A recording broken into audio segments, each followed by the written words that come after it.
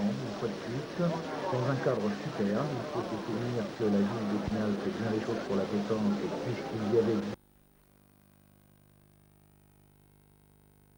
deuxième fois, très peu de temps, en 2017, le gratin de la pétanque, là, au niveau d'un championnat de France. Alors, nous allons vivre ces instants avec Jean-François Réjal, et puis nous allons découvrir les grands moments de ce championnat. Alors, tout d'abord, une partie phare, le champion de France Quintet, qui était opposé en 16e de finale, c'est-à-dire le samedi après-midi, à un garçon de laine, 32 000. Alors Jean-François, présente-nous un peu ce garçon. Et oui, Stéphane, tout de suite, nous sommes en compagnie donc, de Philippe Quintet, qui est opposé à Franck Demeaux. Philippe Quintet, qui est le champion de France en titre. On se souvient que l'an passé, à Brest, il avait conquis son titre face à Richard Cédula, un joueur de Saône-et-Loire.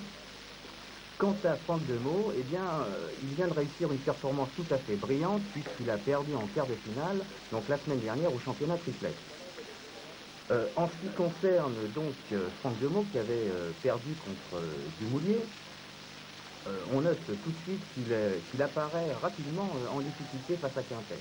Quintet qui fait depuis le début de ce championnat une très grosse impression. Oui, puisque dès le début de championnat, Quintet apparaît, comme on va le voir chez Favino, comme un des grands favoris de la compétition. Et ce qui est assez rare, c'est que souvent on a constaté que les champions de France en titre ont du mal à, je dirais, tirer leur épingle du jeu, surtout dans les premières parties, parce qu'ils ont la pression sur eux. Et Quintet est très solide moralement. Il faut savoir qu'actuellement, je crois qu'il finit son service militaire. Il a même terminé son service militaire. Il est donc en pleine forme, pleine possession de ses moyens. Il faut rappeler quand même que l'Aisne est un grand département de pétanque pour le tête-à-tête. Jean-François qui va nous dire quels ont été récemment les derniers champions de France de l'Aisne. L'Aisne a déjà été couronnée par 2 fois dans le passé, notamment en 1979 à Mulhouse avec 2000 habitants.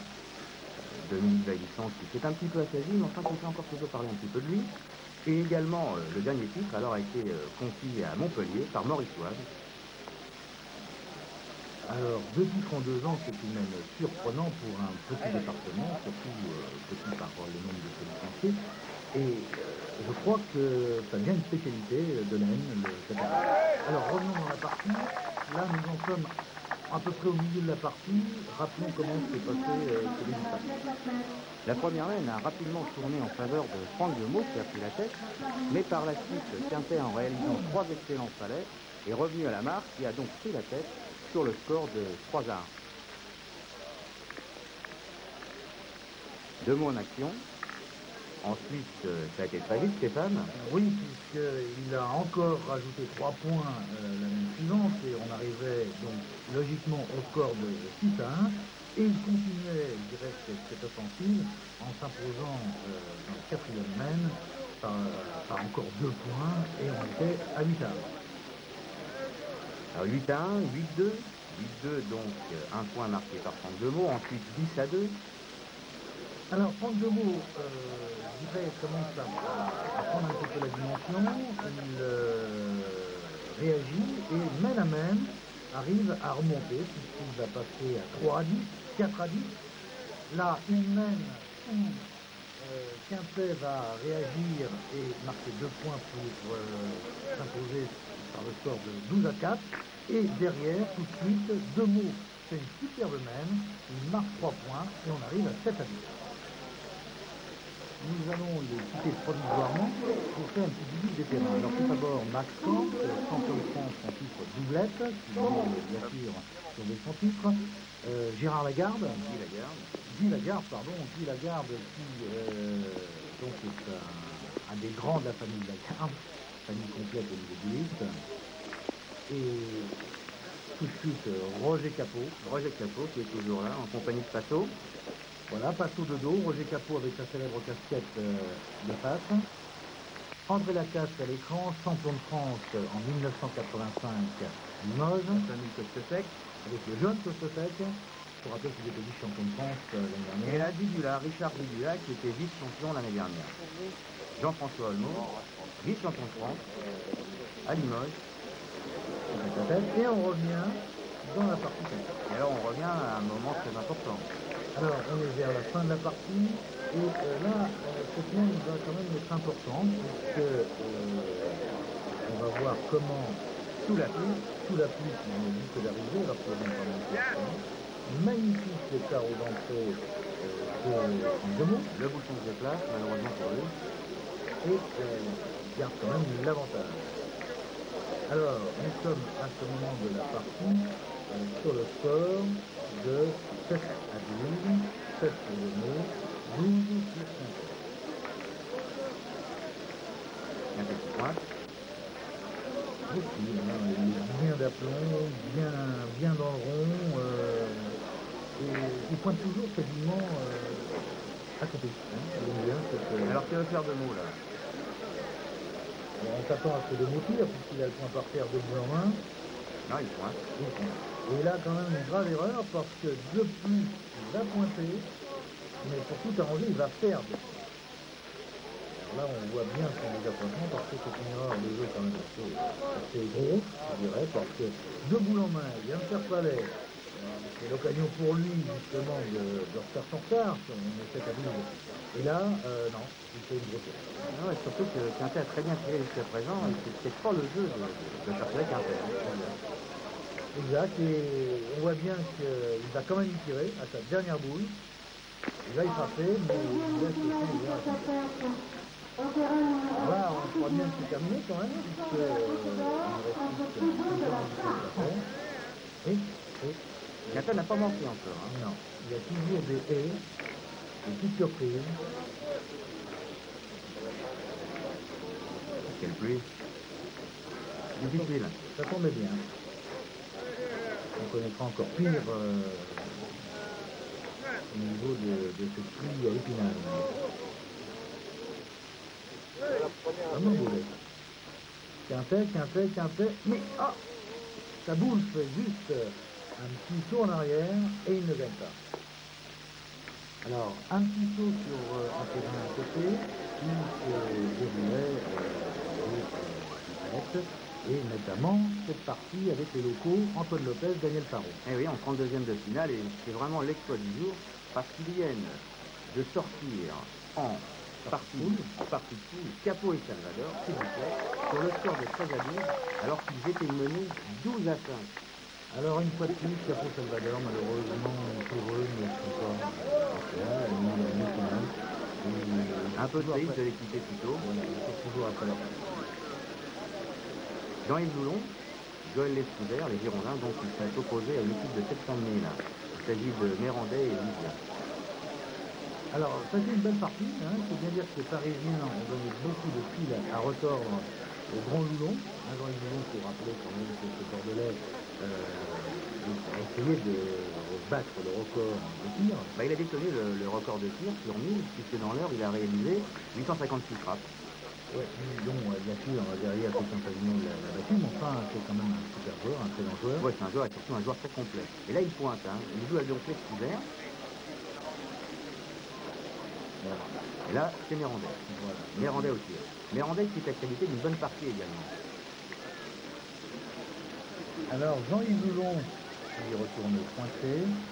Il faut quand même dire que ce grand joueur n'a malheureusement jamais compris dans ce type de champion de France. Son meilleur résultat est demi-finaliste à Nancy, en triplette. Et là, il faisait figure de favori un petit peu.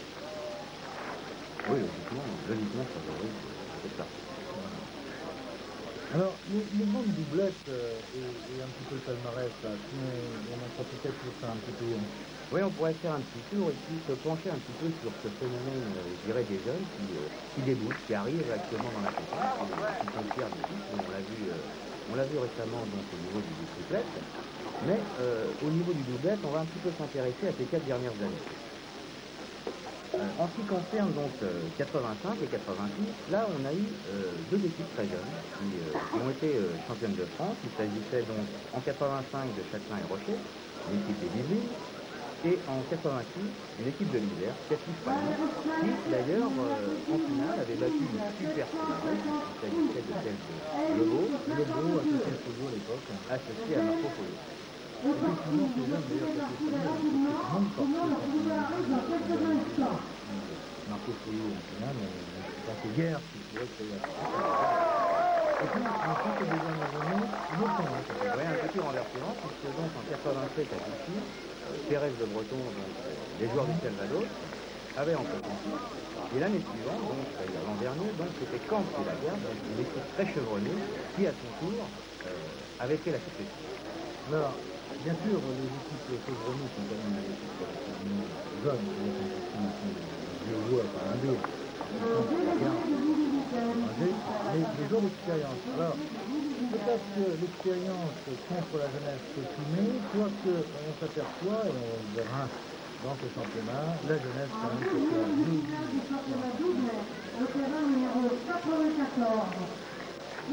alors les couverts, là, les couverts,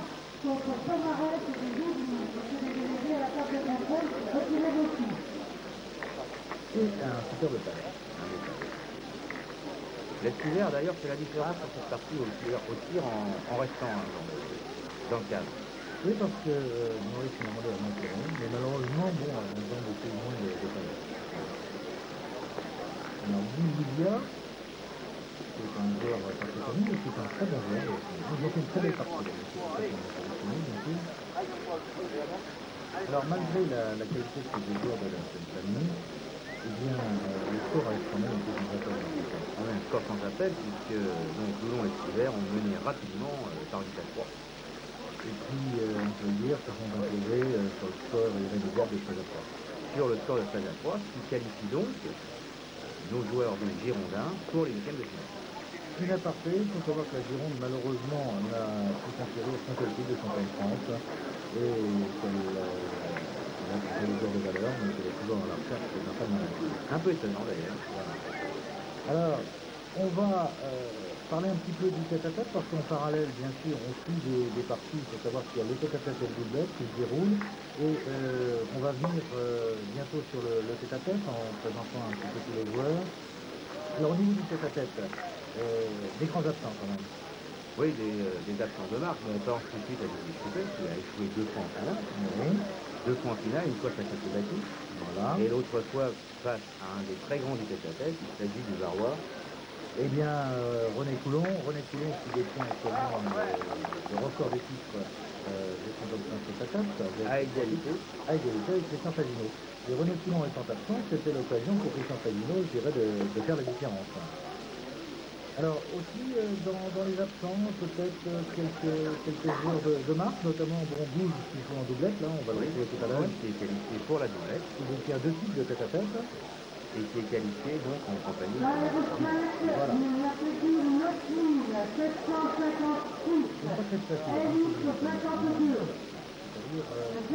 C'est un joueur qui est un plongeon.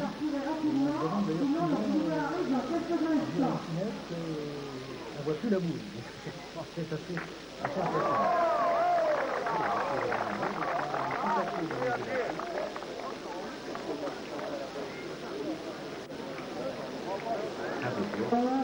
Alors, on passe sur le tête-à-tête, on fait un petit tour de terrain. On va voir au fur et à mesure, là, Olmos, là, qui est en train de marcher, Jean-Pierre Olmos. Vincent Navosier en jaune, là, qui se baisse, qui a bien sa donnée. Et on va passer au panneau de résultats. Alors là, au niveau des résultats, donc, c'est les résultats des huitièmes de finale. Huitièmes de finale qui a quand même quelques parties intéressantes. Quintet et Savino qui se sont qualifiés. Nervosi face à un très grand pays,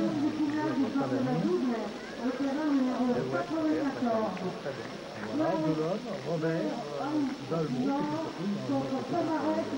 et le petit Vaquet qu'on va retrouver bien sûr après. Alors là, une partie très intéressante, une partie qui a opposé deux très jeunes. Là, un grand tireur, un grand espoir.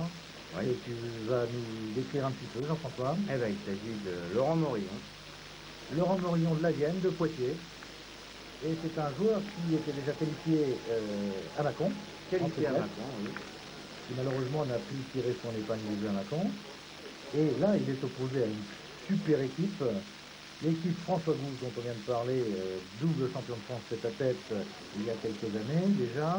Et puis Ville, un grand tireur perpignanais. Oui, une très très forte équipe, très chevronnée et très renommée. Entre autres, quand on parle de François Gouge, un spécialiste du tête-à-tête, mais également très très fort en doublette, citons tout de même qu'il a obtenu 2 titres en tête-à-tête, le premier en 72 à Roubaix et le deuxième à Toulouse, c'était en 77.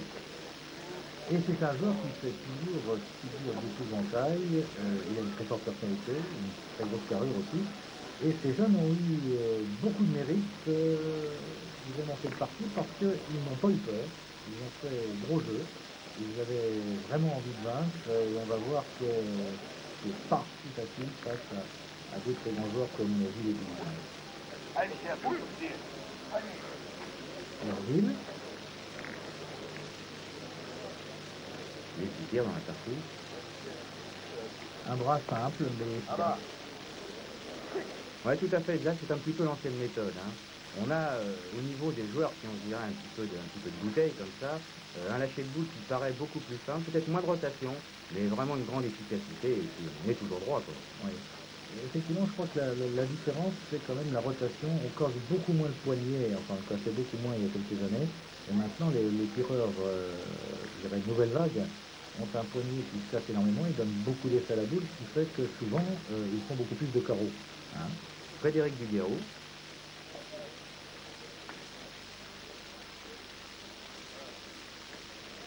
Alors, ces deux jours, on peut le dire, un ou deux n'ont pas 21 ans de moyenne, un peu tôt près. Hein. Ah oui, ils sont très jeunes. Voilà.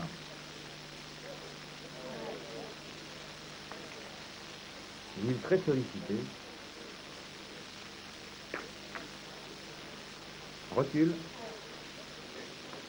Il a fait un parcours assez impressionnant du Gauthier, on l'a suivi un petit peu pendant ces 2 jours. Et je dirais que François Gouge, bien sûr, qui est un très bon joueur, a là su trouver un partenaire de marque dans le championnat de France. Et il faisait vraiment figure de favori tous les deux, Gilles et Gouge. Hein. Oui, une grosse équipe qu'on voyait arriver au bout. Alors François Gouge a eu un petit problème de santé là. Bon, il revient actuellement, mais c'est vrai qu'il a eu un petit problème au genou et vous ne le verrez jamais se baisser. Bon, c'est vrai qu'il porte très très bien les boules, mais tout de même il est un petit peu amoindri, ouais, encore. Alors Gilles en action, une fois de plus, et la troisième frappe de Gilles. Alors là, on est dans une même capitale, c'est la même de départ.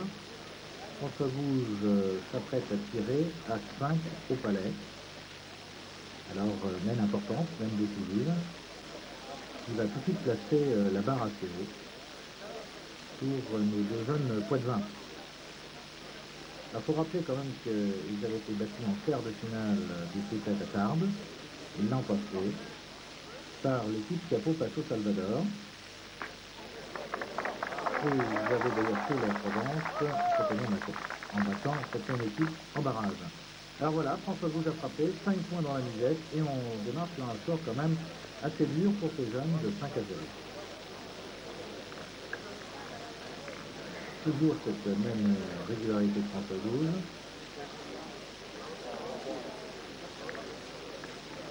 C'est dur pour un jeune quand même au point d'accrocher Gouge. Hein. Gouge en plus c'est un personnage et c'est vrai qu'il accroche un petit peu la galerie alliée, qui accroche les regards et la passion du public. Et ce jeune va quand même bien agiter. Duguerreau, il gagne le coup, semble-t-il.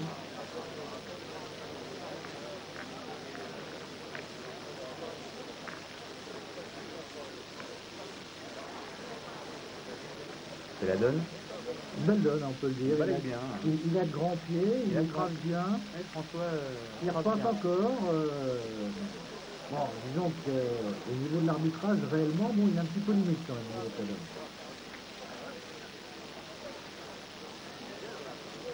C'est-à-dire que c'est peut-être le privilège des anciens. Alors là, il prend mal sa boule, ça le dévie et il part tout à fait sur le côté. Alors, au niveau du score, donc on est 5 à 0, on ne va pas pouvoir lui faire vivre, je dirais, toutes les mêmes. Il faut savoir que ensuite l'équipe des Poitevins, des deux jeunes Poitevins, va marquer 2 points. Qu'ensuite, ça va être autour des Perpignanais, François Gouge et Michel Gouge vont s'imposer en passant par un cap de 8-2. Cette partie va être ensuite interrompue par la pluie. Bon, il est environ 18h30. Hein, il est environ 18h30. 18h30 et on voit les nuages. Hein. Les nuages qui déjà commencent à s'amonceler au-dessus des terrains d'Épinal. Gros plan. Les chaussures de Gouze. Alors on voit bien le travail de notre caméra aérienne qui est juste au-dessus du terrain. Hein, un petit peu comme on le fait maintenant sur Canal+ au niveau du billard. On a choisi pour vous donner d'autres plans, d'autres types d'images sur la pétanque, de prendre les joueurs et les boules tout au-dessus du terrain pour voir les effets également. Ça vous permet de découvrir la pétanque sous un autre angle. Alors, le jeune Morillon en action. Il a quand même un très beau bras. Hein. C'est pas simple là, parce que ce coup de bouchon est maléfique. Maléfique évidemment pour les joueurs. Il n'a pas eu tellement de réussite. Non, pas trop de réussite. La réussite a été du côté de Gouze. Et le jeune Morillon, pourtant, va se battre comme un beau diable. C'est un joueur vraiment plein d'avenir. Des spectateurs attentifs derrière. Oui, des spectateurs qui le connaissent bien en plus. Voisin. Voilà, Daniel Voisin, qui a déjà joué, qui a déjà remarqué le talent de Laurent Morillon, qui a déjà joué avec lui en doublette et qui a gagné en plus. Et Christian Favino. Et Christian Favino. Et donc, je crois que c'est un tireur qui les intéresse beaucoup. Oui, ils sont très attentifs à ses performances. Voilà. On a parlé d'ailleurs aussi, entre autres, de la participation de Morillon et son intégration à la doublette. Exact.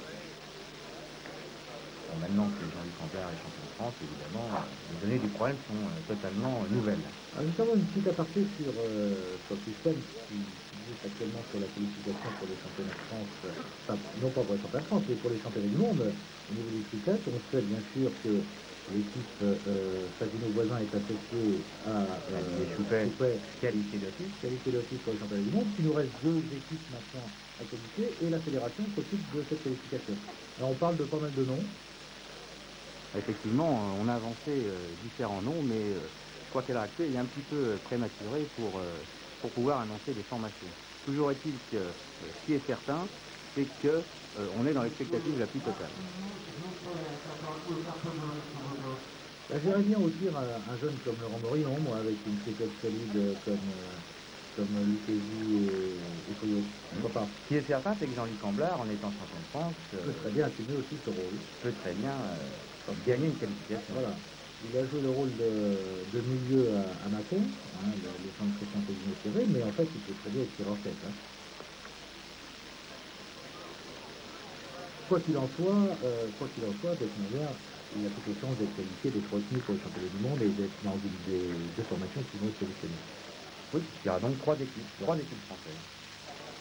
Alors, revenons à notre doublette.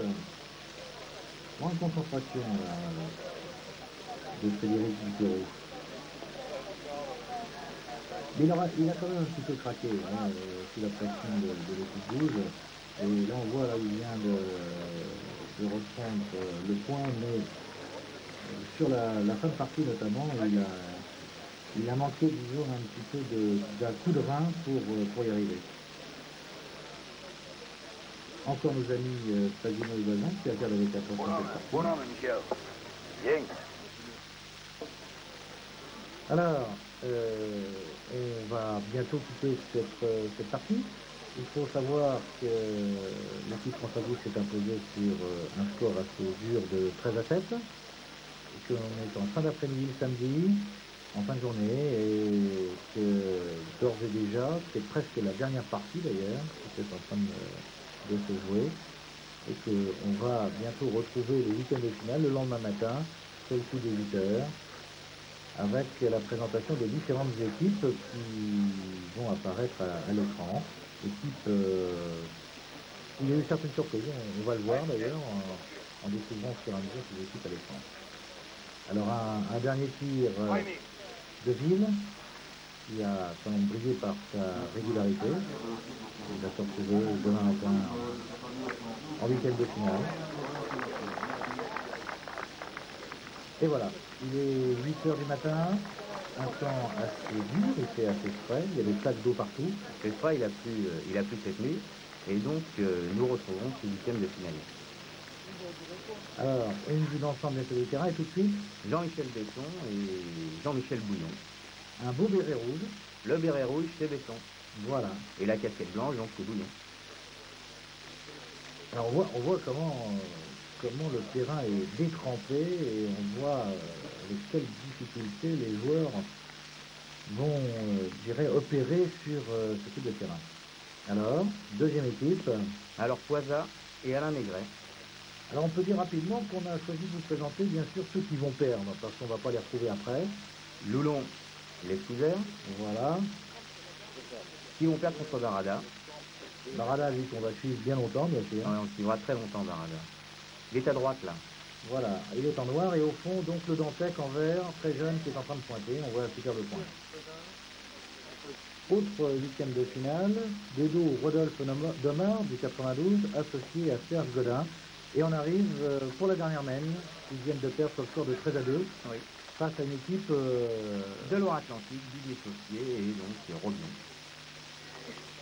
Nous avons fait tous nos résultats en 89 puisque nous étions tous finalistes corporatifs, 89.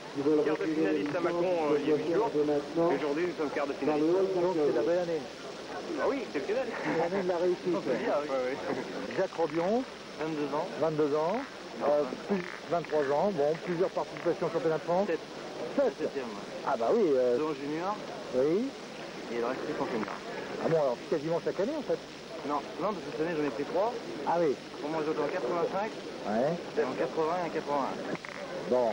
Et au niveau de l'équipe avec Didier Chausse-Pied, c'est nouveau, C'est nouveau, oui. c'est la première C'est année. la première année qu'on joue ensemble. Autre huitième de finale, Fabrice Allingers, Charente-Maritime, contre Tréméa et Los Sertales des Pyrénées-Atlantiques. Une partie qui tourne en faveur de Tréméa. On va le faire Gers là, hein. Très grand joueur qui était champion de France corporatif. Oui, double titre. Il joue très souvent avec l'équipe, hein, en famille. Et puis là, donc, une petite surprise, Daniel Marchand. Alors, Daniel Marchand à gauche, la moustache, et Fabien Moret, qui était opposé donc à une équipe de la Réunion, Shensu, et qui va véritablement créer une grosse surprise. Et puisque la Réunion va s'imposer. Alors là, Jean-Guillaume, Jean-Guillaume et Jean-Pierre Maringui. là, Jean-Pierre Maragui dans le rond, en train de pointer.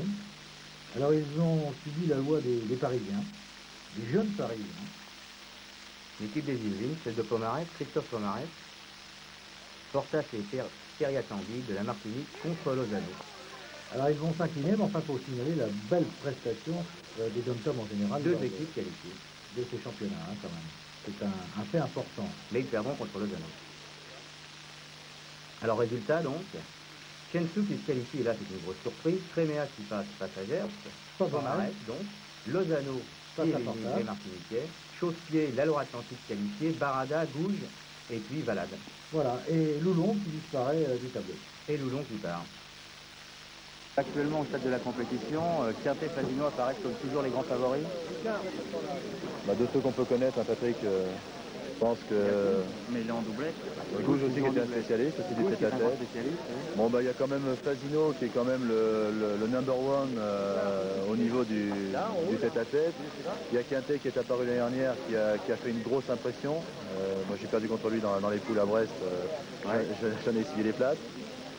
Et puis voilà, donc il y a peut-être aussi un inconnu qui va surgir de... Il y a aussi quand même un garçon qu'il faut citer qui nous tient à cœur, c'est Jean-Pierre Vattiez.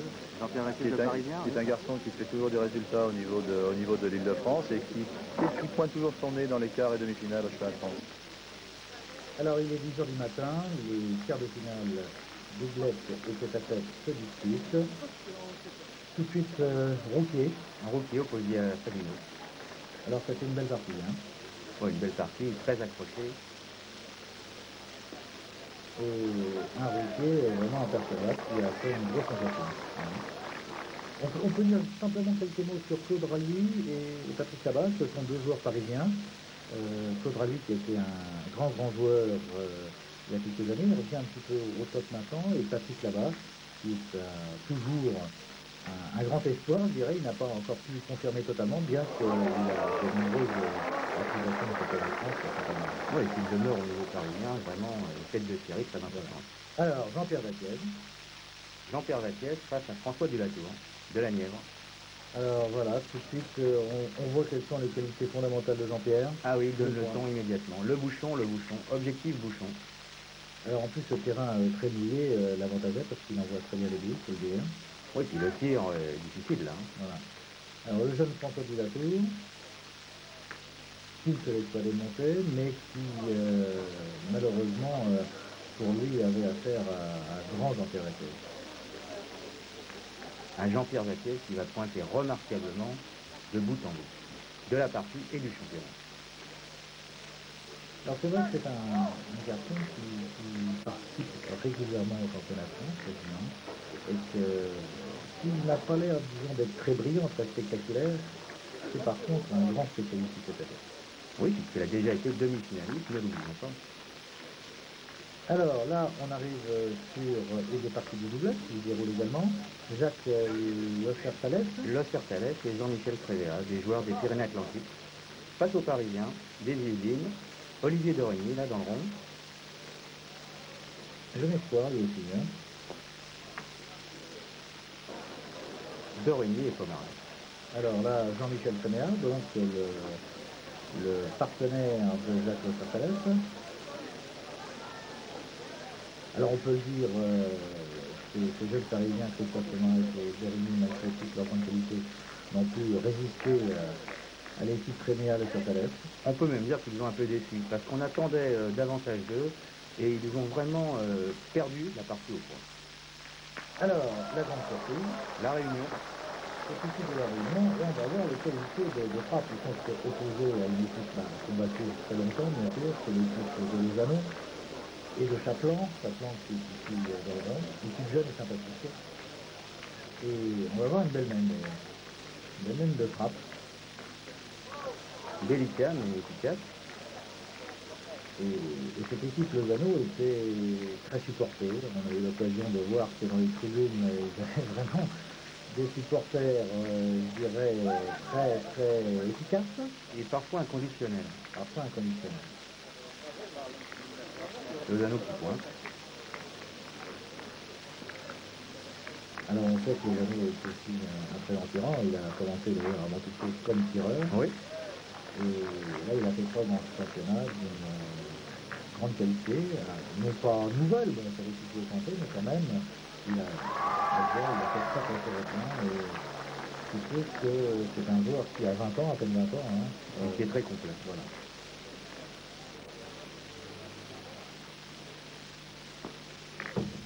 Et voilà, encore une nouvelle frappe. L'équipe de la Réunion qui a très très bien résisté. Hein. Alors on voit le panneau de score gauche au pied entre temps, 12 à 6. Et nous revenons sur le tête-à-tête, phare de ce quart de finale, Christian Favino et donc le Toulousain Routier. Alors nous sommes dans la dernière laine, on peut le dire. En parallèle, on voit l'équipe Gouges et Ville qui est opposée à Didier Chausse-Pied. Et donc François Gouges, toujours présent, on le voit actuellement en train de se passer dans les mains, disons, pour, je pense, avoir la boule qui lui colle un petit peu plus avec cette humidité. En fait, les boules sont quand même très glissantes.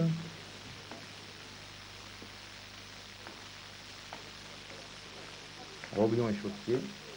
Alors, une équipe très sympathique, hein, on les a eu tout à l'heure au niveau de très sympathique.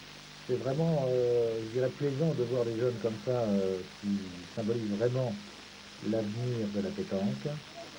Et très efficace, il était déjà présent dans le carré d'honneur à Mâcon. Voilà, ils ont été un peu malmenés parce qu'on a vu le panneau de score 12 à 6. Bon, il n'y a pas de secret, ils vont perdre le quart de finale. Mais il faut quand même signaler que ce sont des joueurs qui, à mon avis, dans les prochaines années, vont quand même toujours être en tête du tableau.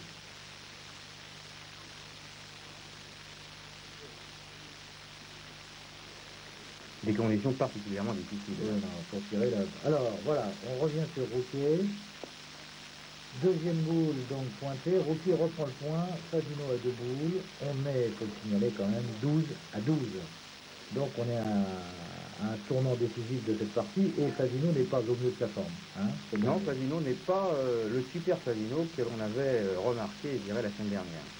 Il faut même signaler que dans la journée d'hier, samedi, il a failli perdre, aussi à 12, hein, qui s'en est tiré bien, je dirais, à son avantage. Alors le public qui est venu de plus en plus nombreux parce que le soleil est revenu, hein, faut bien le dire. Et dans les gradins, Quintet, oui, Philippe Quintet, parce que alors là, c'est la grosse surprise de ce quart de finale. Philippe qui est éliminé par un Gersois qui fait une partie brillante contre lui, et Philippe qui ne marche pas, éliminé 13 à 0. 13-0, très sévère quand même. Oui, très sévère pour lui. Alors, 12 à 12, Christian Fasino au rond, 2 boules en main. Il joue son titre, éventuel de champion de France, là. C'est un moment, en fin de compte, capital. Le public, on le voit, est très calme. Regarde avec attention ce qui va se passer. Il y a d'autres parties, bien sûr, comme les chaussées, voilà, comme doublette qui se poursuivent en parallèle, mais à ce moment précis, tous les regards sont rivés, bien sûr, sur Christian Fasino, qui est très, très accroché à 12 à 12 et qui peut très bien perdre. Alors voilà, il se concentre. Il prend beaucoup plus de temps que d'habitude pour tirer, hein, d'ailleurs.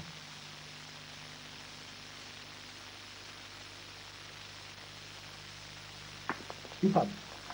Frappe très important, parce que là, il est en retard de boule et donc voilà. Pas droit à l'erreur. Pas droit à l'erreur, et donc maintenant, ça va être l'instant de vérité, l'instant décisif. Que va faire ce jeune routier? Alors il se concentre, on regarde le terrain, il a encore 2 boules en main. Et une boule chez Fasino. Voilà, 12 à 12, toujours. Et juste derrière Routier, on voit Daniel Voisin assis à côté de Lanari. Alors Mario Lanari, qui a été champion de France doublette à Lons-le-Saunier, en jeu provençal, et qui s'était imposé face à un très grand joueur. Face à un monument des boules et du jeu provençal, le grand Benoît Godin. Voilà. Alors en plus, il est très sympathique, hein, Mario. C'est un commentateur de boules fabuleux. Alors Routier au point, grande détermination, grande concentration. Elle pèse lourd, cette boule. Elle pèse lourd, elle arrive et très beau point de Routier. Alors, une boule pour Christian, Fasino, une boule pour Routier. L'instant de vérité. 12-12. L'instant vérité pour une place en demi-finale cet après-midi. Je vous rappelle qu'il est environ midi moins le quart. Et que c'est maintenant que ça va se jouer. Alors, que va choisir Christian? Le point ou le tir? Déjà, s'il tire, c'est pour ne pas perdre. Tout à fait. Avoir une chance de ne pas perdre. Exact. Parce qu'encore faut-il que Routier ne rentre pas. On voit Mario, là, sur le coin gauche de l'écran, qui commente avec Daniel Voisin. Un peu inquiet, Daniel. Mais très inquiet, même. Je peux le dire, très très inquiet.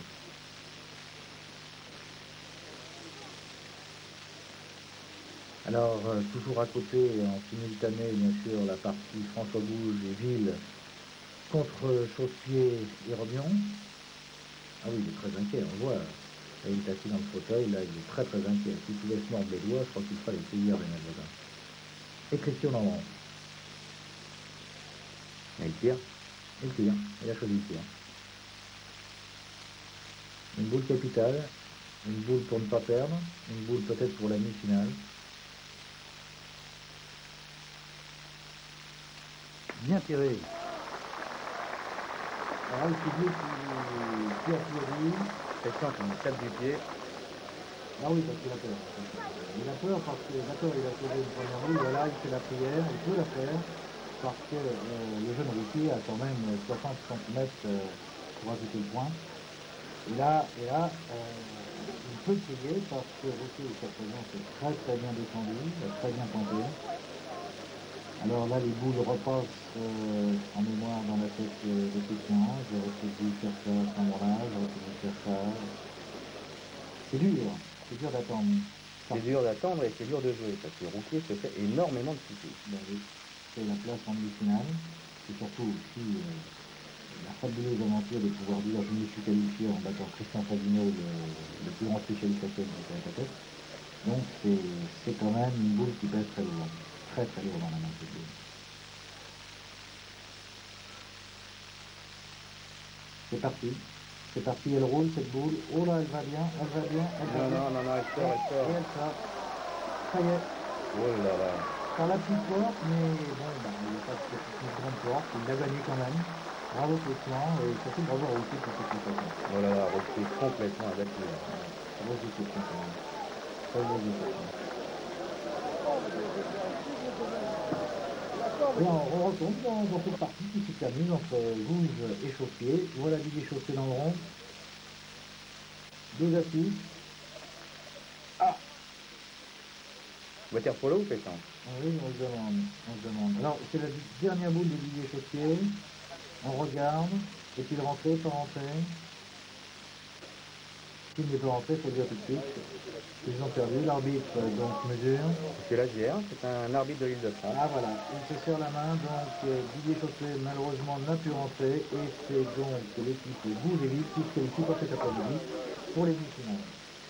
Résultat de ces quarts de finale doublette, Baradasi, Scania, Lozano s'impose, sur l'équipe Valade, Saucier, Pomarès et Sensi. Alors qu'en tête à tête, Nervosi et Chasse-Robert, Favino se qualifie devant Rouquier, Vaziès de la Tour et de Long passe à Quintet sur un score sans appel. Et maintenant, Vincent Nervosi, Michel. En sortie de poule, je gagne 13-12 contre un bon joueur de Charente. Ça se tenait, j'aurais pu perdre comme gagner, bon bah, ça s'est bien passé. À la deuxième partie après les poules, j'ai dû prendre un gars du Doubs, très bon joueur. Frachebois, je crois. Pareil, ça se tenait. Bon, j'ai gagné 13-8 contre lui. J'ai eu un peu plus de réussite. Et la dernière du soir, j'ai joué contre Fony. Fony, un grand espoir, hein, un gars qui doit avoir 22-23 ans. Je pense que tu connaissais déjà? Oui, que je connaissais. Il doit être de Nice, je crois. Et c'est un très bon joueur. Très bon joueur, j'ai gagné 13-10. Bon, il a fait une heure de jeu l'avant-dernière mène, j'en ai profité. Mais c'est un bon joueur. Alors, nous voici dimanche après-midi, 14h30, et demi-finale, doublette et tête-à-tête qui se joue en parallèle. Alors, première demi-finale à l'écran avec François Gouge et Michel Ville, les Perpignanais opposés à Lozano, André Lozano et Wilfried Chaplin.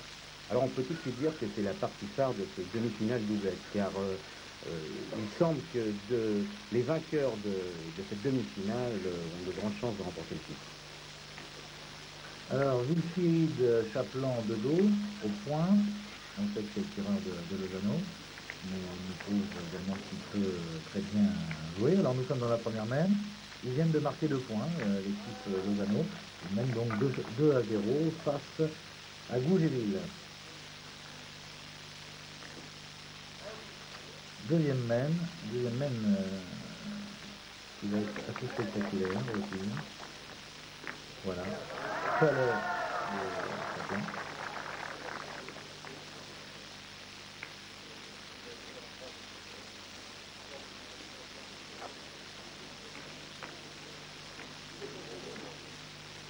Toujours les grandes enjambées de notre ami Gouge. Petite soufflette dans les mains. Voilà. Mais c'est beau, hein, la chaleur est revenue. À Chiel un petit peu encore nuageux, mais enfin bon, c'est tout à fait correct comme temps pour jouer. Voilà, une belle demi-donnée, et voilà.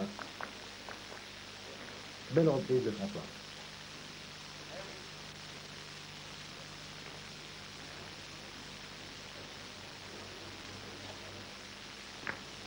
Et deuxième carreau. C'est quelqu'un qui ne fait vraiment pas de détails. Lui, il est donc obligé de pointer pour limiter un peu la casse. Il pointe bien. Il laisse qu'un point en fin de compte à l'équipe Lozano, mais on va voir tout de suite. On va voir tout de suite que Chaplin a donc un très joli coup à exécuter là. Voilà, il frappe déjà à 3 au carreau.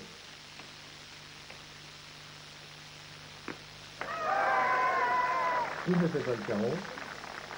Donc, derrière, nous avons le jeune Lozano, 2 boules en main.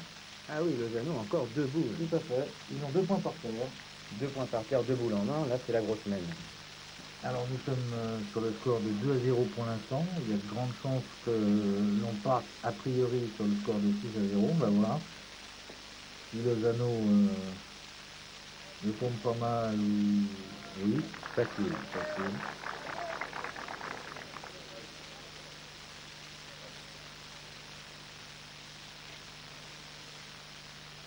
C'est le bon coup, hein. D'entrée 6-0 face à Gouges, c'est la bonne opération. Oui, parce que effectivement, il ne faut surtout pas que l'équipe bouge un peu d'oxygène, il faut surtout les prendre à la gorge et se font très bien les deux jeunes. Alors, nous passons maintenant dans une autre mène.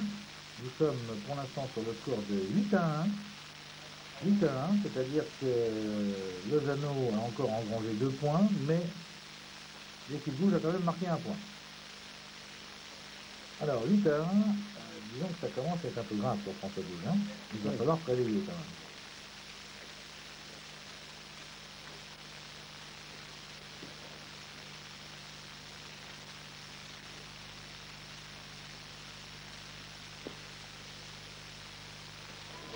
Ville qui l'accompagne des yeux, la boule. Ah oui, il est omniprésent sur le terrain, Ville.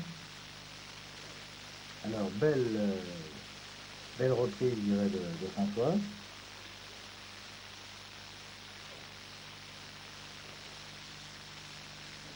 Alors là, les Perpignanais sont en train de remonter sérieusement. Tout à fait. Voilà encore un deuxième point de François Gouges qui est engrangé. On ramasse les boules avec celui qui était resté, ça fait 3 points et on passe sur le score de 8-4. 8-4, comme l'indique le tableau de Marc, avec cette jolie petite spectatrice. Ici, les parties avec intérêt.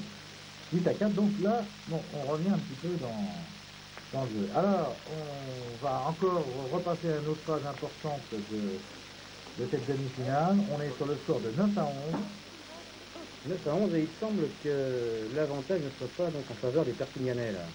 Ah oui, ils sont un petit peu malmenés, mais pourtant ils ont vent en plus. Ils reviennent bien. Lozano et Chapeau commencent un peu à se poser des questions.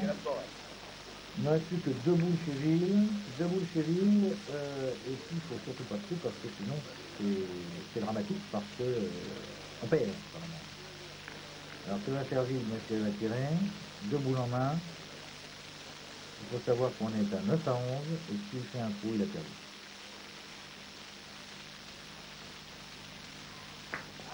C'est mieux qu'un coup, si vous voulez. On récupère le palais. Alors il reste 2 boules chez Chaplan. 2 boules chez Chaplan pour essayer de faire 13. Alors Chaplan, donc vous allez le voir, va très bien pointer. Vous ne verrez pas le tir de Michelville parce que nous sommes passés sur une autre partie à ce moment-là.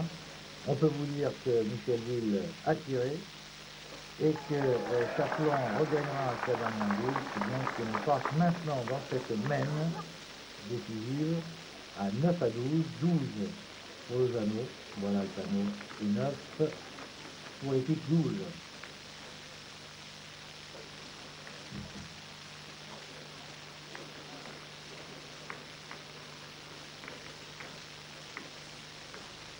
Très soudé, hein, comme ça, ces deux hommes. Ouais, c'est ce qui les a un petit peu sauvés parce que la partie a duré assez longtemps et bon, il était à craindre que dans une partie comme ça qui se tente, qui devient très dure, bon, les Perpignanais avec leur nerf, je dirais, d'acier, très très fort et très résistant, qui avaient entamé une excellente remontée, finalement ne prennent le dessus. Et ils se sont retrouvés complètement, les deux jeunes. Là. Et en plus, ça fait pas très longtemps qu'ils ont ça, en fait. Hein, il faut savoir que c'est quasiment leur premier, enfin c'est pas quasiment, c'est leur premier championnat de France ensemble. Et que pour une équipe aussi jeune, c'est bien de résister à des vieux bricards comme Gouges et Ville. Alors Gouges au tir. Voilà. François qui tire bien. Parce qu'ils ont tourné à ce moment-là. Hein. C'est François qui tire tête là. Ils viennent de tourner effectivement les deux mêmes. Non pas parce que Ville tirait mal, mais ils essaient de trouver quelque chose pour oui, ils veulent trouver la solution, et la solution qu'ils ont imaginée, c'est l'attaque. C'est l'attaque, c'est-à-dire, bon, on sait que Ville tire pas bien, donc on va faire tirer François devant, et si on a le bonheur d'en faire 4 fois ou 4 à la frappe, eh bien, il faut signaler que le terrain est très dur, là, hein. On est dans le cadre, le terrain est un peu plus dur que sur les terrains annexes, et on peut très bien faire la différence au tir. Alors André Lozano qui reprend encore une fois de plus le point.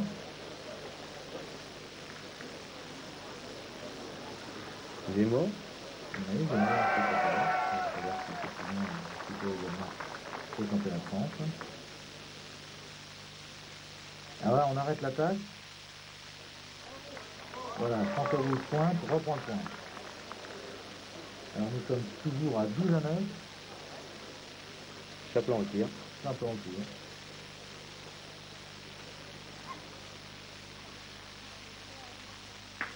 Voilà. Ah, il a failli avoir le compte, hein. Failli avoir le compte sur sa boule. Alors là, Oui, ça c'est belle. Hein.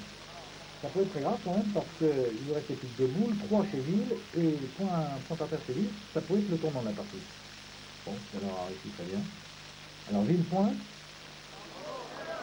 Il reste 2 boules en main à Ville, il y en a 2 chez Chaplin, on est bien d'accord. Point par terre pour Ville. Donc avantage Perpignan. Hein. A priori, avantage Perpignan sans aucune discussion. Même si le jeune Chaplin reprend 2 fois le point, eh bien, donc Ville a 2 boules à tirer, on est à 6,57 m, bon, donc il ne manque pas de risque. Mais enfin, bon, par contre, Ville joue pour 4 points, Chaplin joue que pour 1 point. Alors là, ça pose un jeu. Voilà, belle reprise de Chaplin. On peut toujours la pression sur Ville, là, parce que là, il tire nous pour ne pas perdre. Hein, exact. On met son petit chiffon dans sa poche. On n'a rien bien cette boule. Non, le droit n'a pas tremblé. Le droit n'a pas tremblé et François, là, très inquiet quand même. Tellement inquiet d'ailleurs qu'il va un peu vers le spectateur, un spectateur de marque d'ailleurs, que l'on découvre ici, Christian Fagino, avec Azir, le champion de France junior, hein, et champion de France junior. Et puis on s'explique là. Tu aurais dû faire ça, non, tu aurais peut-être dû tirer à ce moment-là. Rouge inquiet quand même. Délicieux toujours, mais inquiet. Chaplin repointe. Imperturbable. Il le repointe. Chaplin a refait le point. Boule de match. On peut le dire, 13 par terre, une boule chez Ville, instant de vérité.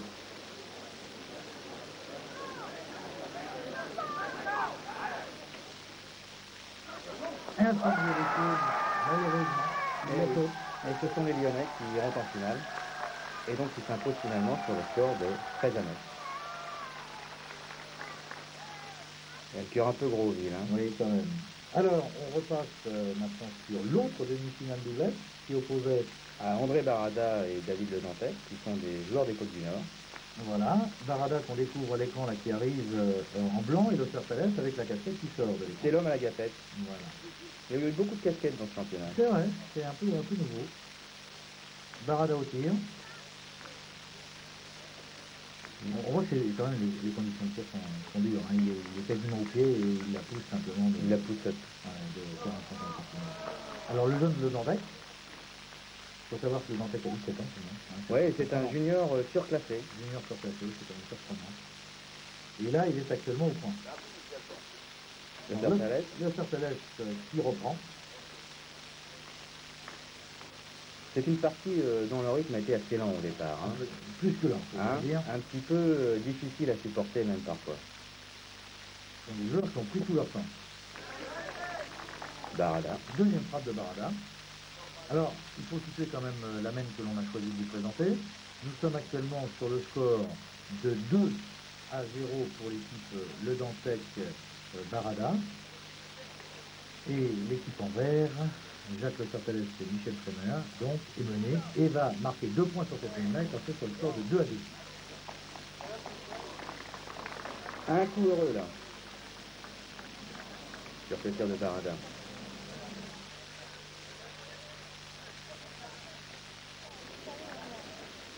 Tremer au tir. Arrête. Belle frappe.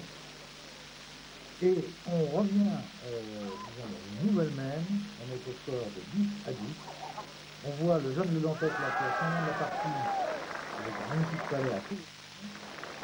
Et donc cette partie dure depuis plus de 2 heures, on peut vous dire, c'est-à-dire depuis plus de 2 heures. Alors, il reste une boule chez Trenéa.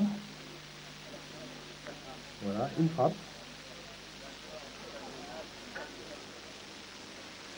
Les Guyanais. Un spectateur. Oui, un spectateur. Mesure du point.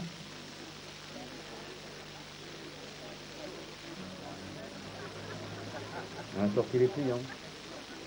Ah oui, le soleil. Et voilà la boule qui arrive, qui roule. Et voilà, c'est une boule capitale, je dirais, de Narada. Et voilà, le score, disons, les 3 points qui viennent de s'inscrire en plus des 10 précédents, et il gagne sur le score de 2 à 10. Alors maintenant, on va s'intéresser au tête-à-tête. Alors, tête-à-tête, et on arrive dans la même où Christian Favino, On rencontre Vincent Nervosi. Vincent Nervosi, et nous sommes actuellement sur le score, François, De 0 à 2. 0 à 2. Donc Vincent Nervosi est bien parti, il a 2 à 0. Et il y a un Christian Favino, bon, qui... C'est pas un très gros livre, quand même. C'est pas encore, on se demande si... il va vraiment, je dirais, s'imposer facilement, et il n'est pas au mieux. Il n'est pas au mieux. Non, on l'avait jugé comme irrésistible, et puis vraiment, il faisait figure d'épouvantail par rapport à ça. Alors là, il rajoute 2 points, et on passe sur le score de 2 à 2. Alors, autre même, on le voit là avec le panneau 7 à 5 en faveur de Favino. La partie très équilibrée, on est en milieu de partie en fait. Le score a été de 5-3 et de 7-3 pour Favino. Vincent Nervosi est revenu à 7-5, et puis ensuite, Jean-François, on va voir que la partie reste un petit peu serrée, mais quand même, Christian va se détacher. Oui, et puis donc on les retrouve ensuite sur le score de 10 à 8 en faveur de Christian Favino. Voilà, on est sur le score de 10 à 5. On va laisser Vincent pointer sa boule. Il faut savoir que la main suivante sera donc en faveur de Favino, qui marquera 2 points, 10 à 5. Et puis Vincent Nervosi marquera 2 autres points, 10 à 7. Et après cette boule de Vincent, on va passer à la dernière même. Dernière même sur le score de 10 à 8, 10 en faveur de Favino.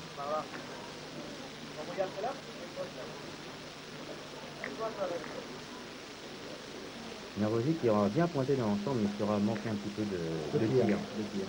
Et il a dit lui-même, il appréhendait un peu d'aller tirer. Il a joué un petit peu trop sur la défensive.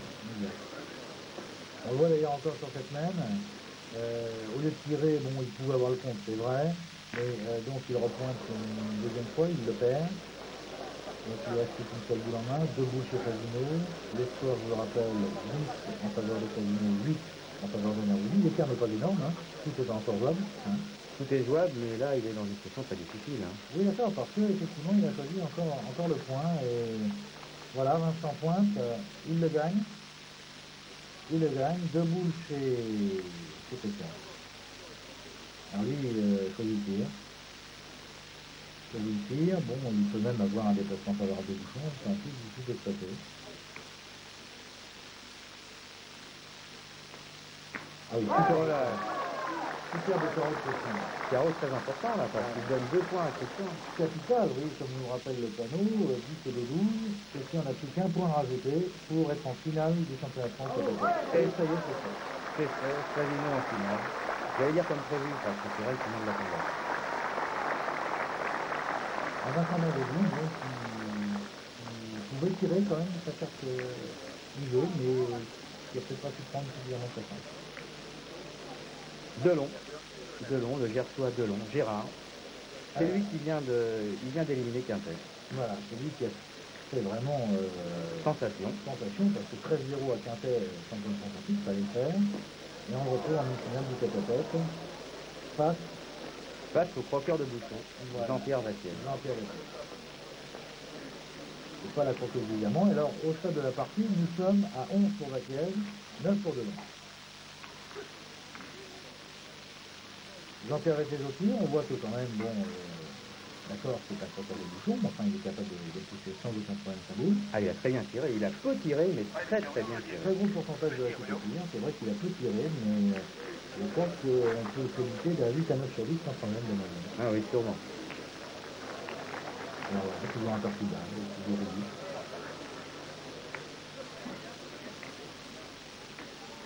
De long au tir. Je baisse beaucoup.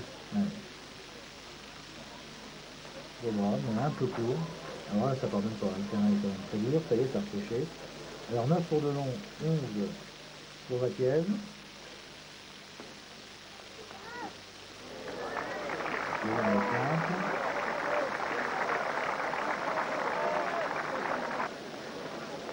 Et gagne 2 points. Et de long marque 1 point. Et on est sur le score de 10 à 11. Alors 10 à 11, même capitale. Je vous le dis tout de suite, c'est la main décisive. La boule de gagne peut-être? C'est la boule de gagne, effectivement, qu'on souhaitait vous montrer. Et voilà, Jean-Pierre Vatiev donc se qualifie pour la finale. Il est content, Vatiev. Ah oui, très heureux, très heureux. On va bien voir son petit sourire là. Et un petit sourire, voilà. Alors, monsieur Henri Bernard, vous êtes, disons, un fidèle maintenant, je crois, d'Épinal, parce que cela fait plusieurs fois que la pétanque est présente à Épinal. Oui, ça fait la 3e fois, puisque la première fois, nous sommes venus en 1964, ça fait dans 25 ans, c'est un anniversaire. Ensuite, en 1986, pour les championnats du monde, le championnat organisé de façon magnifique a été un succès. Et en 89, pour ce championnat de France de doublette et championnat de France tête à tête, qui est aussi, j'ajoute, qui est aussi un succès. Alors, je crois que si vous revenez avec autant de plaisir à Épinal, il doit y avoir des raisons. Ben, les raisons, c'est que d'abord, on y est bien reçu. Ensuite, que l'organisation est parfaite, qu'on a une municipalité très ouverte et très près de nous, qui aide au maximum le comité départemental des Vosges pour organiser des compétitions d'envergure nationale et internationale. On ne peut pas, à ce moment-là, lorsqu'on a une candidature qui est proposée, dire non. Alors, je vais poser maintenant une question à M. Duc, qui est le président du comité départemental des Vosges et l'organisateur de cette manifestation. Vous êtes satisfait? Je suis très, très satisfait, étant donné que je pense que depuis hier matin, nous avons connu un public considérable. Et je pense qu'aujourd'hui, nous allons continuer à le voir assister jusqu'au parti final. Alors, je crois que la municipalité fait beaucoup pour vous aider. Et à ce niveau-là, elle est votre partenaire indispensable dans cette organisation. Ah, je pense que oui, car sans elle, on ne pourrait absolument rien faire. Et notre partenaire, qui est donc la municipalité, nous aide au maximum et nous en sommes très très satisfaits. Alors, Monsieur Philippe Seguin, donc vous êtes avec le président de la Fédération nationale et même internationale de pétanque, Monsieur Henri Bernard, avec Monsieur Duc que vous connaissez bien. À votre avis, cette compétition symbolise peut-être un avenir encore plus grand dans l'Est de la France pour la pétanque? Oui, certainement, et un avenir d'autant plus fort qu'il y a un très beau passé. Parce que la pétanque est ici chez elle depuis des années et des années, et elle ne demande qu'à croître et à se développer. Et à cet égard, nous sommes particulièrement heureux d'avoir pu seconder les efforts du comité des Vosges, organisateur de cette compétition. Et si M. Bernard, si le président Bernard et le président Duc sont contents, la ville d'Épinal est contente. Alors nous voici maintenant en finale du tête-à-tête. On arrive sur la mène où Vatiev mène sur le score de 4 à 1. En parallèle, on voit que l'équipe Barada, ici qui doublette, est sur le score de 2 à 1. Donc Vatiev mène pour l'instant. Super le point de Vatiev. Et Super Favino, donc sollicité pour tirer. Alors là, on va voir une superbe mène ce soir. Oui, une superbe main, puisque donc Favino au tir, et puis concentration de Christian. Et le bouchon qui roule et qui va à 17 mètres. Très très longue distance donc. Favino qui pointe.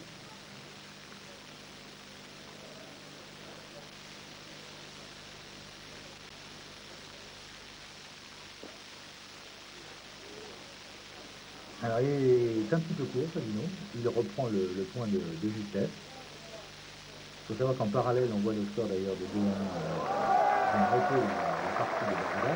Et superbe recul. On vient de voir passer immédiatement devant nous. De Jean-Pierre Vaquiez.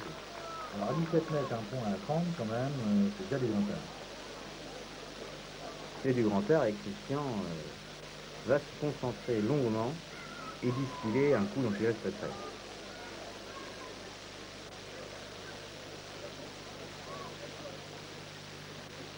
Alors Jean-Pierre Vaquiez a attaqué tout de suite dans sa jeu assez fort. Hein.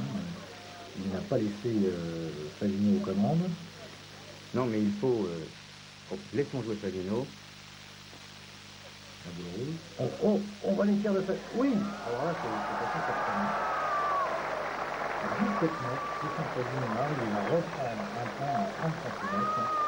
Petit coup d'œil de Vaquiez vers Favino, ils l'ont bien joué parce que on sent qu'il y a beaucoup de compréhension et d'admiration chez ces deux hommes. C'est vrai. Ça vous fait un match, Vaquiez.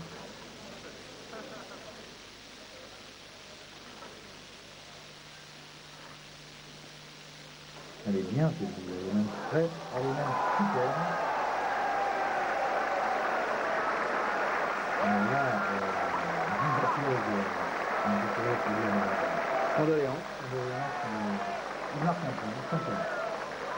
Sachez qu'elle a une histoire, cette cassette, puisque c'est son fils qui lui a offert pour le championnat, en lui demandant surtout de ne pas la quitter. Ça lui porte chance. Et il ne la quitte pas et ça lui porte chance. Un contre, Favino à le contre, il est en difficulté sur cette même. Favino en contre, oui. Et Vaquiez, Jean-Pierre Vaquiez se prépare.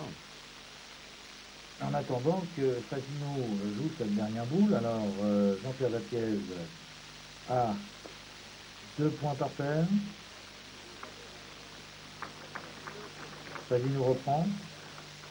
Nous sommes à 5 à 1. Et une boule en main. Jean-Pierre Vaquiez au tir. Il la frappe. Frappe avec efficacité comme d'habitude et rajoute 2 points. Un petit clin d'œil avec un gamin... un spectateur déchaîné. Déchaîné, c'est le cas de le dire.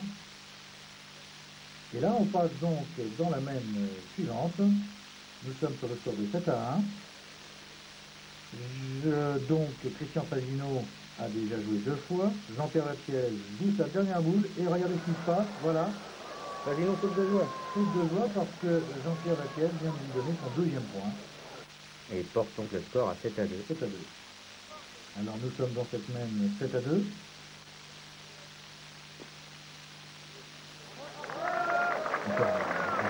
Moi, ça devient une habitude. On est plus étonné avec la pièce.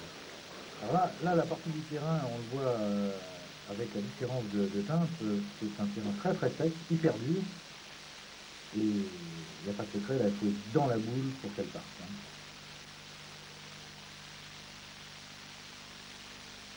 Il est long, Favino. Hein. Ah, il est même très long, il se reprend.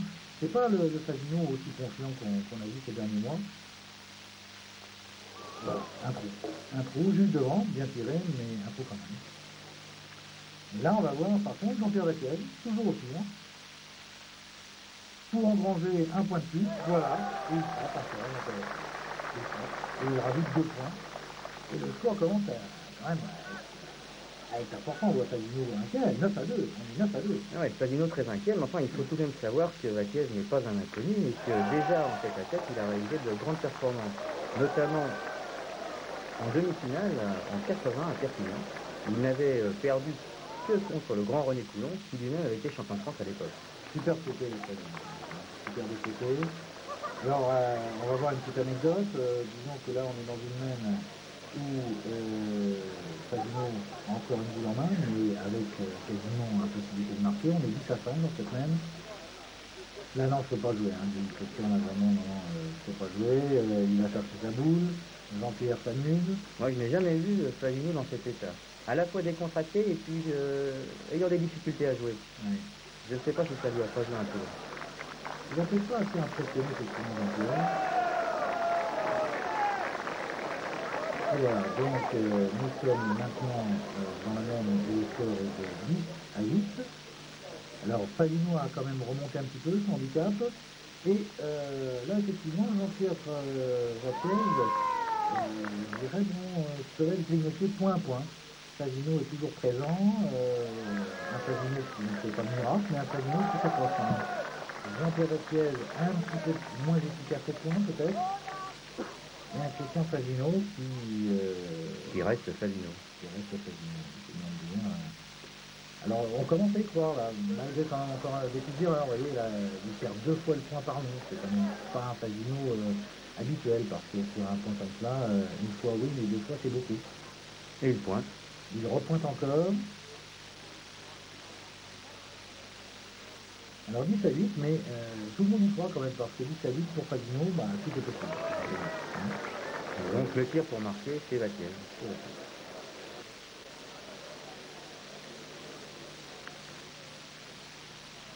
Et Jean-Pierre, encore une fois, imperturbable, tire. Et donc, on va passer maintenant sur le score de 11 pour Vaquier, qui a donc marqué un point, à 9 pour Fagino, donc on est très serré. Score de 11 à 9. Fagino pointe, Fagino qui repointe, il regagne le point. Tire sur les 8. Tire sur les 8, tire colle les bouchons.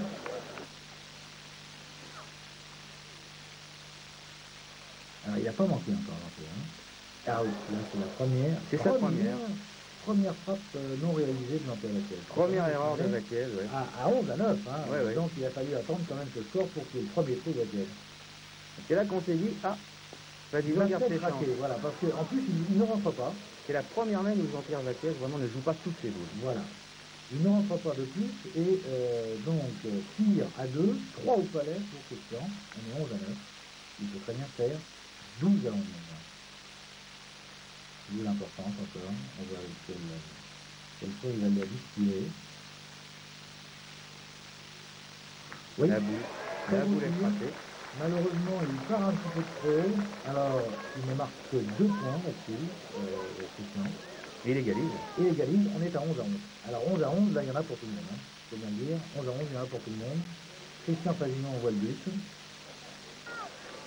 Il envoie le but. Il a quand même le vent en poupe. Il faut bien voir qu'il est revenu de 9 à 2. Nous sommes 11 à 11. Christian Fagino au point. Demi-donné. Joli point. Oui, très joli point. Alors, est-ce que Jean-Pierre Vaquier là est la question. La réponse dans quelques instants. Voilà.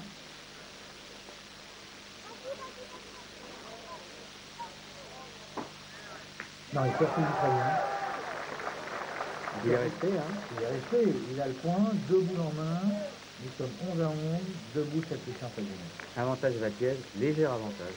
Léger avantage, parce que bon, Christian Fagino peut très bien faire 2 très beaux points et intéresser un trou. Enfin, il y en a pour tout le monde, là.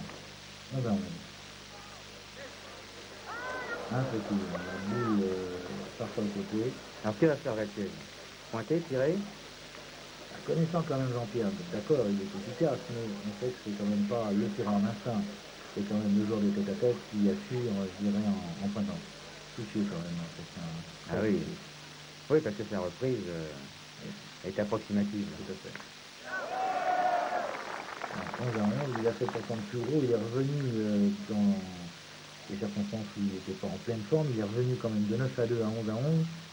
Et là, il a conscience que... Donc, il reprend le point, il a confiance, il a confiance que ça devient capital. J'ai l'impression qu'il doit penser qu'il y a... En fait, il y a qu'un carreau pour le sauver, là. Ou un déplacement de bouchon, parce que Vaquier paraît tellement sûr au point... Non, pas qu'un carreau quand même, parce qu'il joue pour 2 points, Vaquier. Donc, même s'il pousse la boule, soit que l'autre peut tirer après au carré, c'est vrai. Mais déjà, il faut la pousser. Avant toute chose, la pousser pour avoir le point. Et faire peut-être un palais à manger, pour limiter la carte. Pour que Jean-Pierre ne puisse faire qu'un point maximum.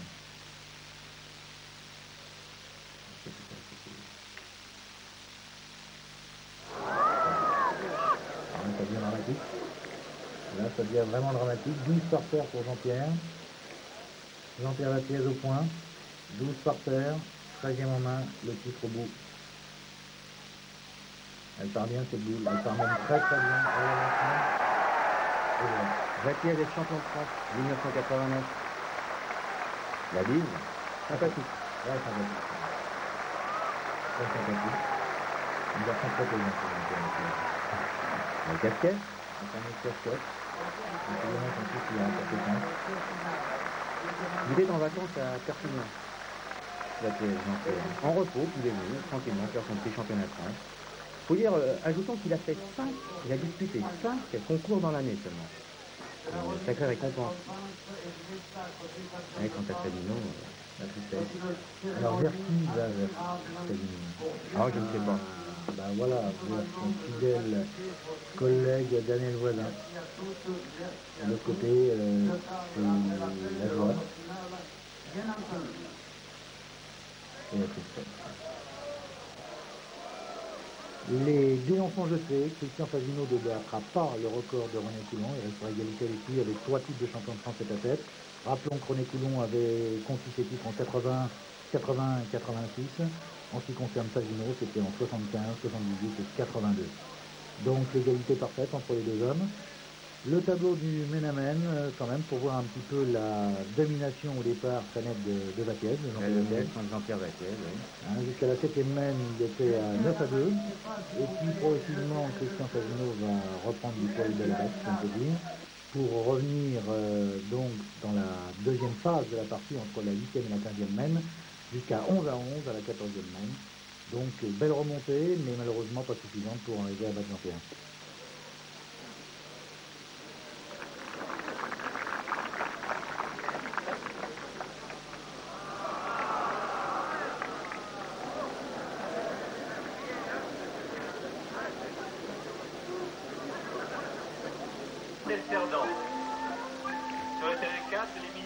JB n'est pas une société nouvelle. JB a pratiquement 60 ans d'existence et JB essentiellement a été à l'origine de ce qu'on appelle la pétanque moderne par l'invention en 1929 de la boule de pétanque en acier faite à partir de 2 coquilles soudées. Voilà essentiellement quelle est l'âme et l'origine de JB. Comment voyez-vous l'avenir de la pétanque et JB dans le domaine de la compétition? La compétition est un phénomène indispensable aujourd'hui si, dans un sport comme le nôtre, on veut le développer auprès des joueurs, auprès d'un grand nombre de joueurs et de nouveaux joueurs. Ça, c'est sûr, c'est indispensable. Et puis, il ne faut pas oublier qu'il y a un deuxième objectif important, et nous ne sommes pas les seuls d'ailleurs à l'envisager, c'est aujourd'hui atteindre le mouvement olympique. La pétanque a la possibilité de devenir un sport olympique dans les prochaines années. Il faut aujourd'hui lui donner notre image de marque, et c'est vrai que dans le sport en particulier, dans la compétition, c'est un rôle important et JB souhaite jouer ce rôle. JB donc est une société ancienne, mais JB est également une société qui connaît à l'heure actuelle un nouveau démarrage très important. Ce nouveau démarrage tient au fait que JB a trouvé de nouveaux partenaires financiers. L'innovation JB cette année, c'est essentiellement la boule à repérage couleur. Et ce sera probablement en 89 et 90 encore un certain nombre d'autres nouveautés pour faire évoluer d'abord le produit. Le deuxième point qui nous paraît capital, c'est l'ouverture de ce sport et de ce jeu vers de nouveaux adeptes. Nous sommes convaincus, et de nombreuses études le montrent, que la pétanque peut intéresser de nouveaux joueurs, bien en dehors, bien au-delà des gens qui la pratiquent à l'heure actuelle.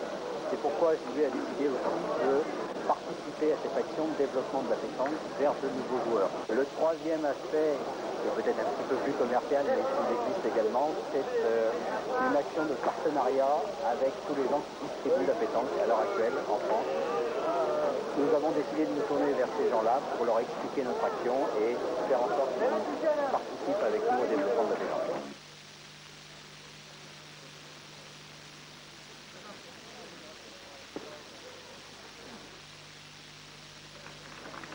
Alors, nous voici dans la finale du doublette. À l'écran, Lozano de dos et puis Chaplan au point. Il va essayer de rajouter le dernier point. Première main. Pour l'instant, nous sommes donc 0-0. Si Chaplan rajoute, c'est bien Une finale donc véritablement historique avec d'un côté Barada et Le Dantec qui totalisent 44 années, alors que de l'autre, les deux jeunes lyonnais Lozano et Chaplan réunissent 40 années. C'est quand même fabuleux. Ce qui prouve que, quoi qu'on en dise, la pétanque actuellement se porte très bien. Et Barada nous en donne une forte démonstration avec ce magnifique point. Il a fait fort tout le temps, tout au long du championnat au point, et Chaplan va avoir fort à faire aussi.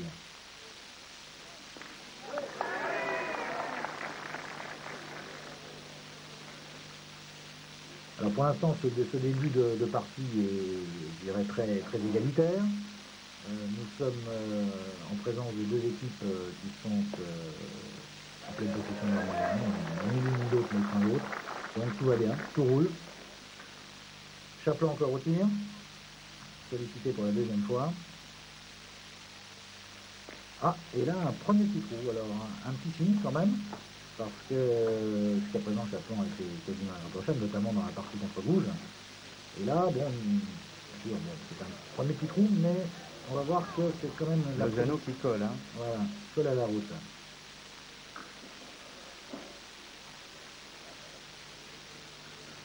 Chaplan qui pointe derrière lui pour justement fermer le jeu. Voilà, imiter la tâche. Et qui vient se coller, lui aussi. Donc, toujours le point à Barada. Barada qui se prépare à pointer.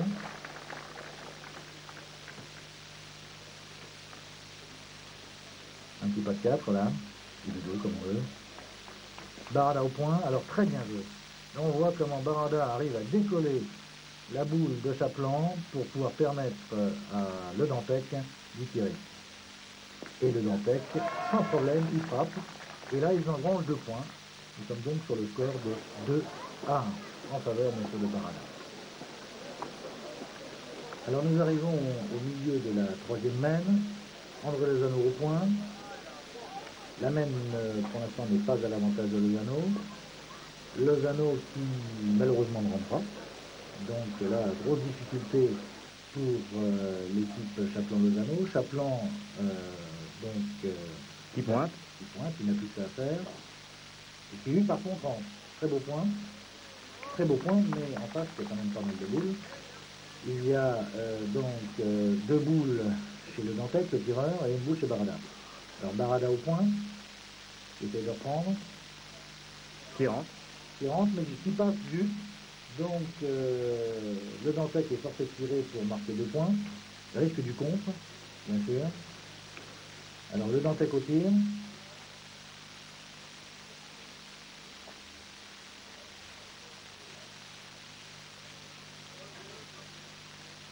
Belle frappe, très belle frappe de Le Dantec. Il se démarque légèrement. on revoit d'ailleurs au ralenti son geste à Le Dantec. Le tireur. Voilà, il se démarque légèrement, mais il conserve tout de même 2 points. Il n'a plus qu'à rajouter. Et donc une mène de 3 points, ce qui permet à l'équipe des Côtes du Nord de se détacher déjà d'une manière importante, puisque le score passe à 5-1. 5-1.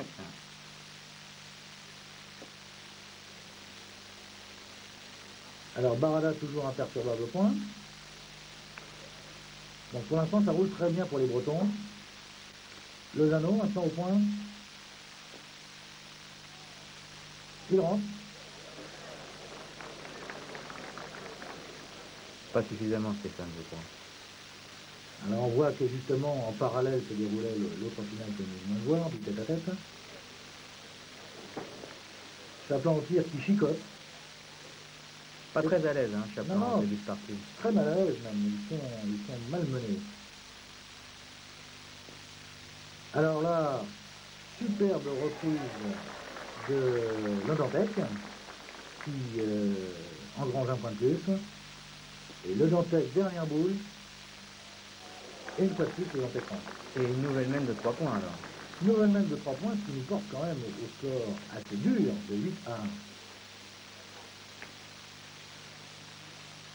Alors là, on voit maintenant Lozano tirer tête. Hein. Oui, changement de situation, on a renversé la vapeur du côté des Lyonnais et c'est Lozano qui prend l'initiative du tir. Avec d'entrée une bonne frappe.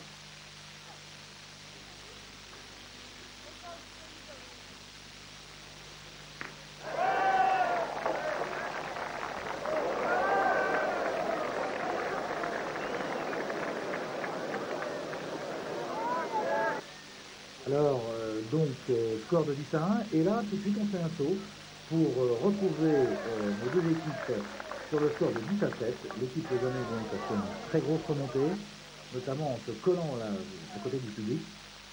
Oui, tout à fait. Et on constate d'ailleurs que le public joue un rôle très important, car il y a de nombreux Lyonnais qui sont là et qui soutiennent l'équipe Lozano très fortement. Voilà. Alors, 10 à 7, le moral revient dans le camp Lozano. Le public, comme on vient de l'entendre, est partie prenante, notamment la colonie lyonnaise qui est juste en face de nous dans les gradins. Et l'équipe Barada est malmenée, et malgré quand même un Barada qui reste imperturbable au point, mais le jeune Ledontec a un petit peu pris un coup moral. Alors, Lozano toujours imperturbable, lui aussi. Deuxième frappe d'aligné. Barada qui continue dans le rond.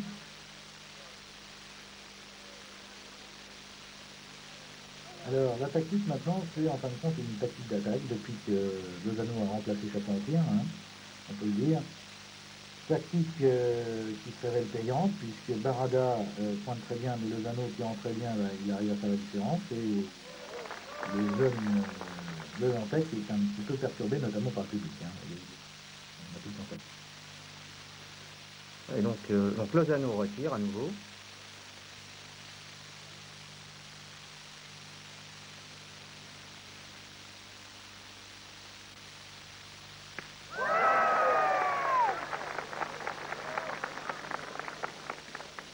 Et donc ce tir de Lozano place les Lyonnais en très très forte position, car encore une boule dans les mains donc, du jeune Ledontec, et en face, une boule à Chaplin, avec une frappe très importante, la suivante. Alors Ledontec rentre, bien sûr, donc pour l'instant tous les efforts sont permis, mais si Chaplin tire, il tire à 5 au carreau. Chaplin qui pousse simplement la boule et qui marque un point. Qui marque un seul point, et on est sur le score de 10 à 8. Même suivante. Point à 30-40 derrière, d'entrée de Chaplin. Le public toujours omniprésent, on le voit. Barada.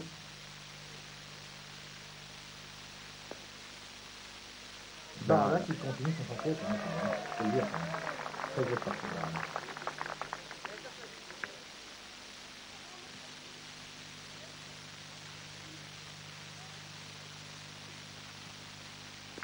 Lozano qui continue sa bonne prestation, puisque sur 15 tirs, il va réaliser 13 touches.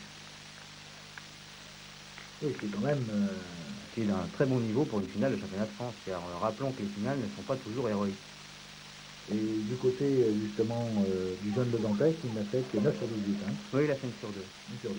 Donc c'est quand même là un peu que se situe la différence. Barada ayant rempli son contrat. Oui, tout à fait. Ledontec qui perd le point. Et dans cette semaine,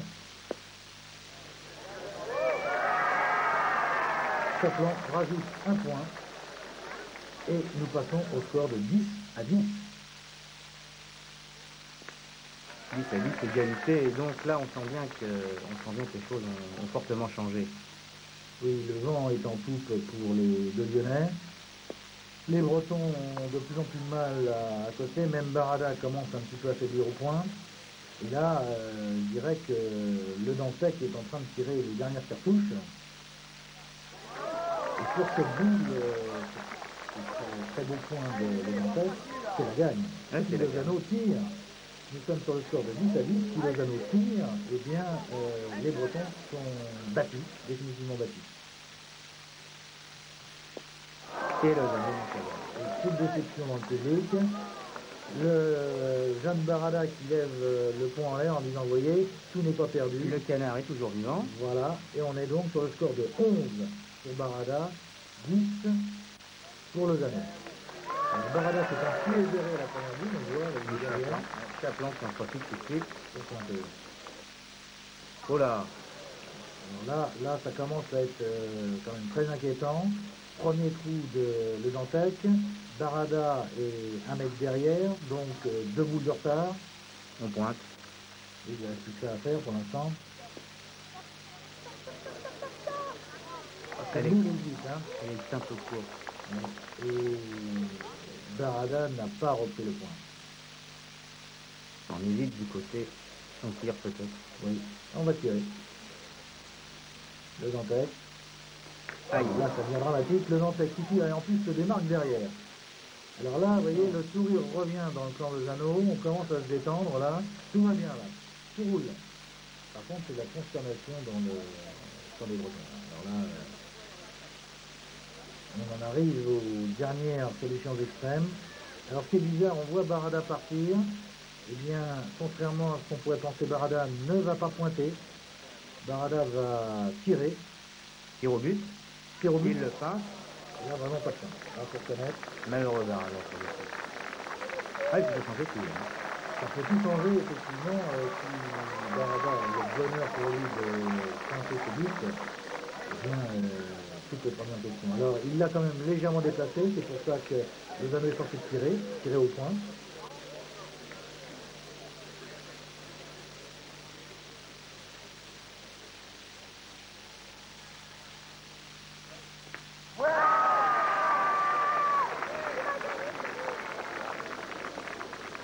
Alors, très belle frappe de Lozano. Et là, le Dantec, on voit prêt à tirer debout, mais il s'assoit. Il va tenter un coup désespéré un petit peu. Contre toute attente. Et voilà, grâce au but.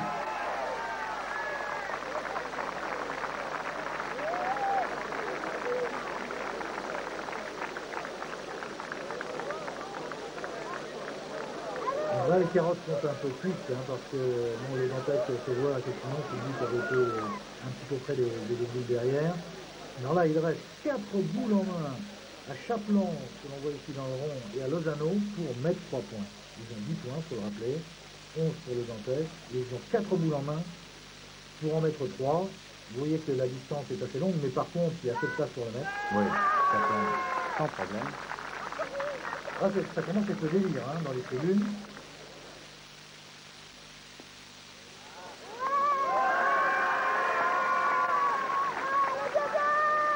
Les applaudissements qui se déchaînent. Alors 12 par terre, Lozano a la gagne en main.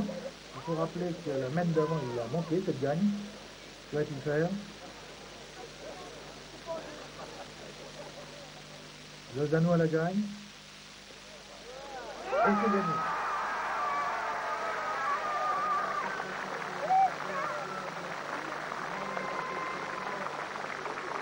Alors André Lozano, tu es étudiant, tu passes ton bac demain. Champion de France à 20 ans, ça doit procurer certaines sensations, lesquelles? Ben, pour le moment, je réalise pas trop bien et tout. Peut-être, je sais pas, ça fait bizarre, quoi. Ça fait plaisir, surtout, quoi. C'est un rêve accompli, voilà. Ouais, c'est un rêve, d'autant plus que vous étiez très largement mené dans la partie au départ. Et qu'est-ce qui s'est passé? Donc, tu as repris le tir, André? Pour la première fois du championnat de France, on a décidé de tourner. Puis ça s'est trouvé qu'il a bien pointé, j'ai bien tiré, puis ils ont un peu moins bien joué. Et voilà, tout ça a fait qu'on gagne, quoi. Je suis sur un nuage, je ne sais pas exactement ce qui m'arrive. C'est arrivé, ça me fait un grand plaisir, ça me fait un plaisir immense pour mes amis qui m'ont supporté jusqu'au bout. Et je suis vraiment très heureux, c'est un beau jour pour moi. J'ai douté toute la partie. J'ai même douté avant de commencer la partie. Mais peut-être que l'avantage que j'avais par rapport à Fassino, c'est que je n'avais rien à perdre moi dans cette partie. Et ça s'est passé pour le mieux, disons. Chers amis, à l'année prochaine au Canet Rolleville.